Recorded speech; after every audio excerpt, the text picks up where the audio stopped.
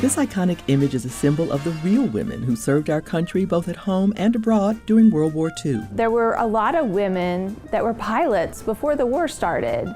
As male pilots went off to serve in combat, women pilots stepped in and played a lot of roles stateside. The Irving Archives and Museum tells the story of women's contributions to the war effort and the history of flight in the exhibit Women, Aviation, and World War II. A lot of unsung heroes and stories that don't necessarily come up during the World War II history lessons or conversations. Untold stories like pilot Bessie Coleman's. Bessie was the first licensed African Native American pilot. And unsung heroes like Jackie Cochran. She was just a groundbreaker in terms of women in aviation. Cochran was the wartime head of the WASPs, the Women Air Force Service Pilots, and was the first woman to break the sound barrier.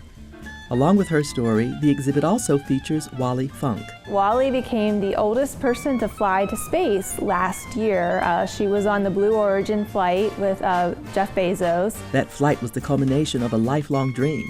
In the 60s, she was part of NASA's experimental Women in Space program, dubbed the Mercury 13. They put women through the same rigors as the male astronauts to see if they could be accepted into the space program.